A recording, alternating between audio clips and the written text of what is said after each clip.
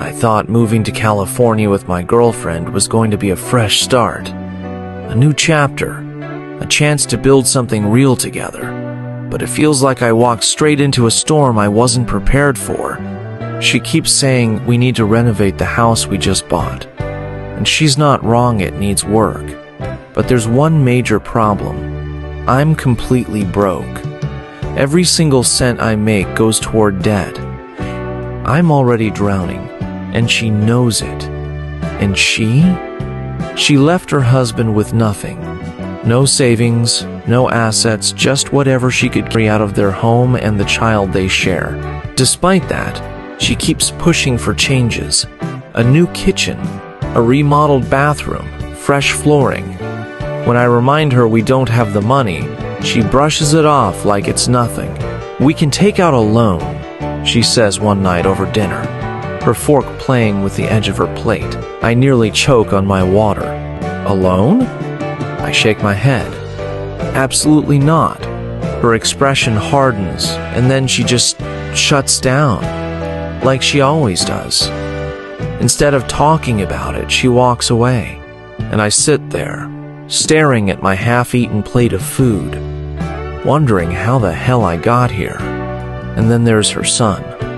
We agreed he would split time between us and his dad, but the kid barely acknowledges me. He won't talk to me, won't look at me, acts like I don't exist. I get Ith probably hates that his mom left his dad. But I didn't cause that.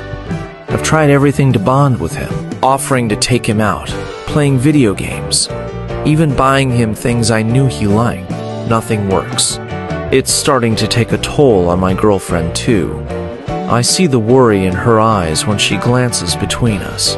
She tries to smooth things over, but it just makes everything feel more forced. And then there's her ex-husband. That man is relentless. He calls me out of nowhere, just to tell me she's going to come back to him. She can't live without me, he says, his voice dripping with confidence. She always does this, runs away when she's mad, but she comes back. I grit my teeth and say nothing. What am I supposed to say? Argue with him? Demand he leave us alone? It wouldn't change anything. But then, he starts sending her things. Flowers. Every single day. At first, I think it's a one-time thing. A desperate move. But no. The second day, a new bouquet arrives. Then, the third. And the fourth. Guess who's the one throwing them in the trash? Me. Every damn day. And then last night happened.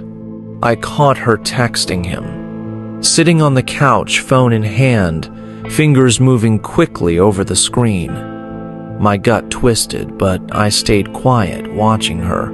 Then her phone buzzed, and I saw it. A bank transfer. $1,000. The note attached. For you and my son. Always. I snapped. What the hell is this? My voice was sharp, cutting through the room like a blade. She looked up at me, startled. Then, without hesitation, she said, "Child support." I let out a bitter laugh. He's sending you money, texting you constantly, and you're You don't see the problem here?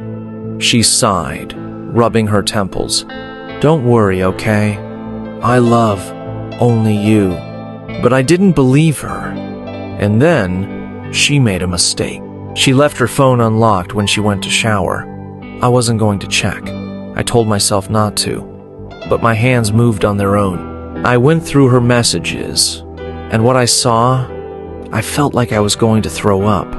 She never stopped telling him she missed him. She never stopped reminiscing about their past. She never stopped keeping the door open, just in case. And the worst part? She never planned on filing for divorce. All those times she swore she was going to do it, lies. Every single one. I stared at the screen, feeling my entire world collapse. I had sacrificed so much for this relationship, moved to a new place, took on responsibilities that weren't mine, fought to keep us afloat. And for what?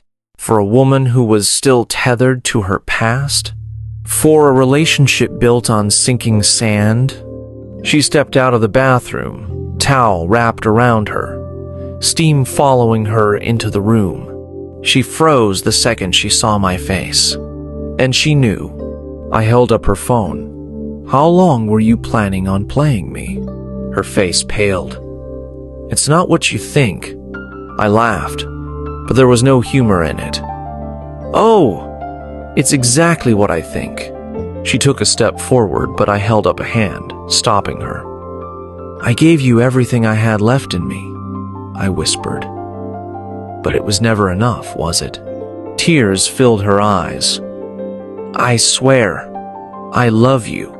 But love isn't enough. Not when trust is gone.